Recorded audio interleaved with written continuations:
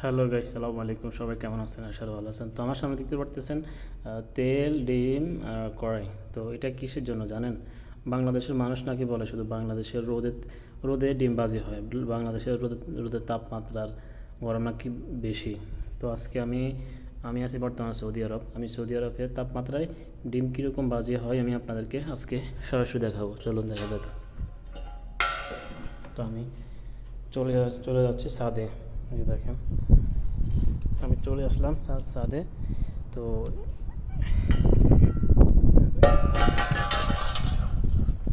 দেখেন, আমি যে তেল রাখলাম,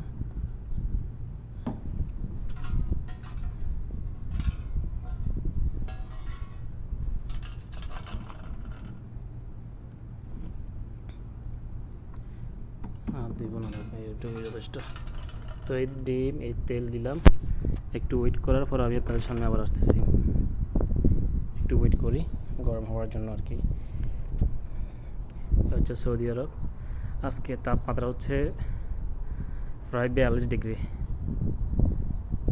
এটা হচ্ছে আমার রুম, ছাদের গেটের দরজা। দেখা যাক, 1 মিনিট।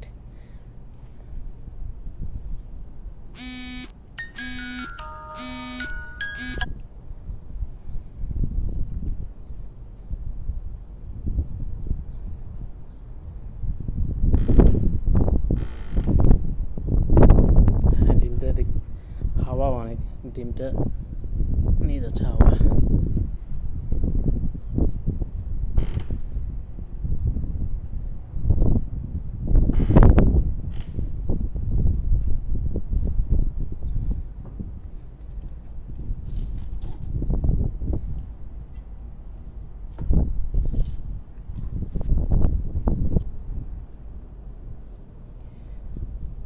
প্রায় 2 মিনিট হয়ে গেছে।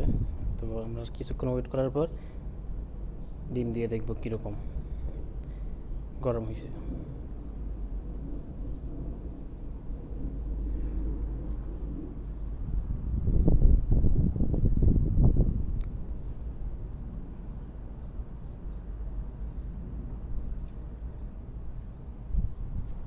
ছাদের ভিউ দেখুন।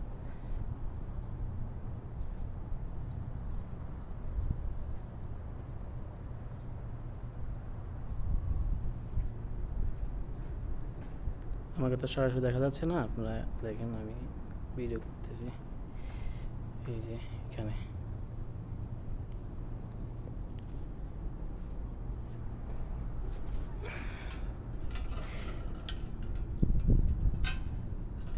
আমি একটা হাত দিয়ে দেখি তো কীরকম।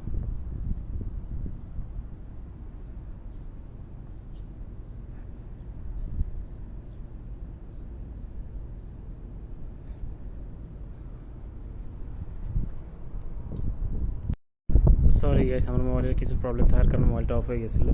তো আবার চলে আসলাম, সেমভাবে আছে। আসলে আমি এখন ডিমটা রাখবো, আপনাদের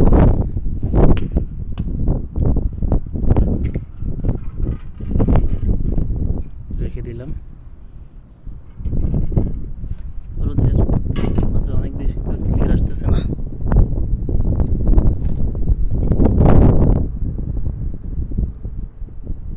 ডিমটা রেখে একটু রুমে আসলাম, একটু কাজে। তো দেখা যাক, আমি জাস্ট 5 মিনিট পর, 5 মিনিট না 2 মিনিট পরে গিয়ে দেখতেছি ডিমটা কীরকম হচ্ছে। দেখুন, ডিমটা প্রায় উপরে যেটা হলুদ ওইটা এখনও আছে, মোটামুটি কাঁচা রয়ে গেছে। ভিতরে ওইটা মোটামুটি হয়ে গেছে। দেখুন কীরকম মোটামুটি। আর 5 মিনিট থাকলে এটা মোটামুটি হয়ে যাবে পুরোপুরি।